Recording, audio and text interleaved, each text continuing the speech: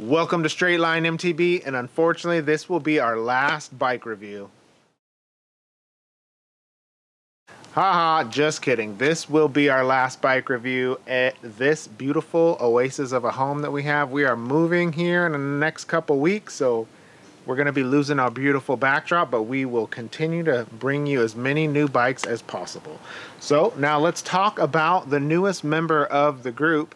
So as you guys know, if you're following our channel, I've been riding the 2021 Commandante Almeida TR and the AM, both really big, burly monster bikes.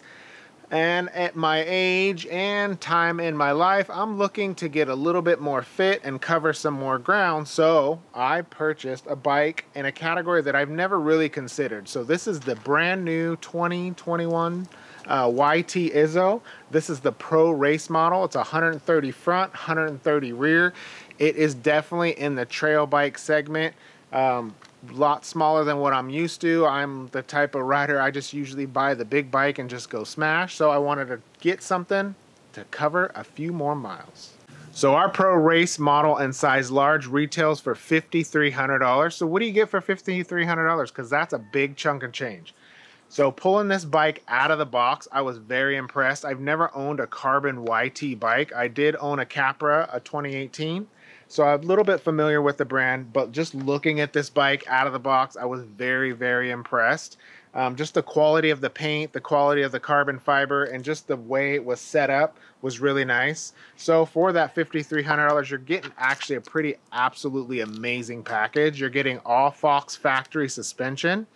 You get DT Swiss XMC 1200 carbon wheel set. Those are also top of the line products from DT Swiss. You get Exo drivetrain, which is really nice. That's almost top of the line SRAM Eagle.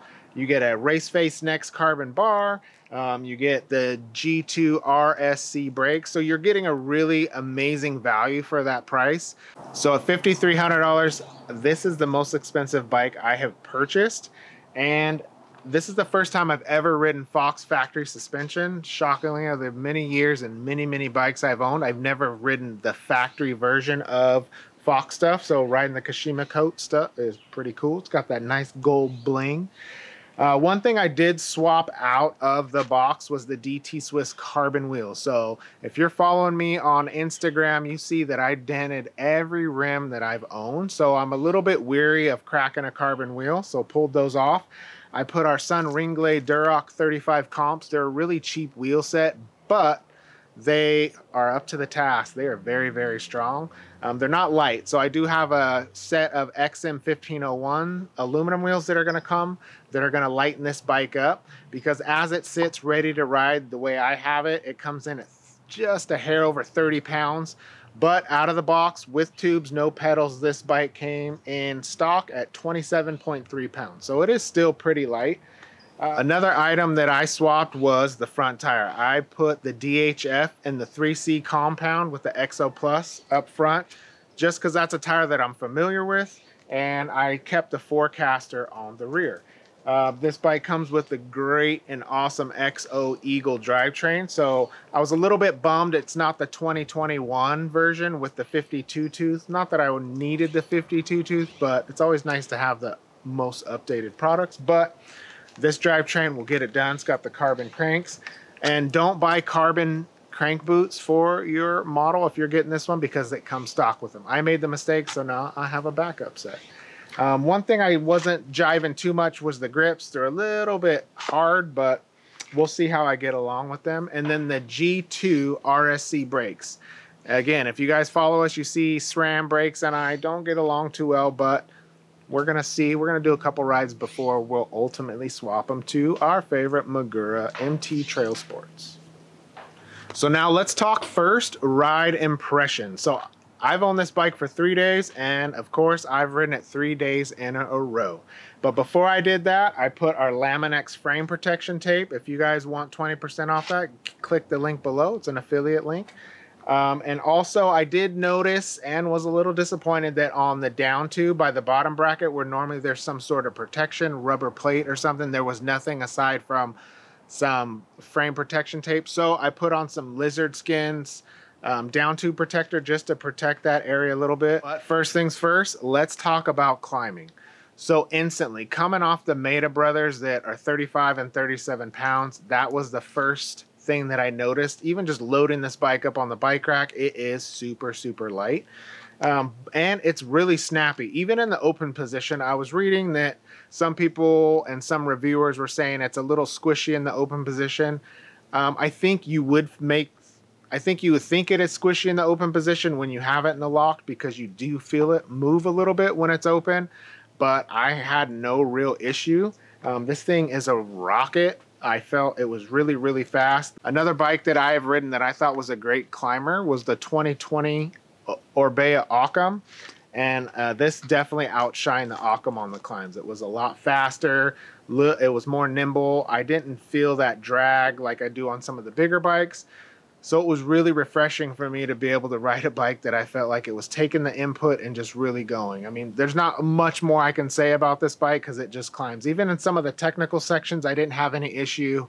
The wheelbase is a little bit shorter at 1209 millimeters. So when you're standing up and smashing, you kind of got to find that balance to make sure that rear tire grabs, because those chainstays at 432 millimeters aren't super long, but you can find that traction if you get up and smash. But you will have no issue climbing, and if you're like me and normally coming off some of those big all mountain bikes, you're going to really appreciate the quickness of this bike and how light and fun it is to get up the hill.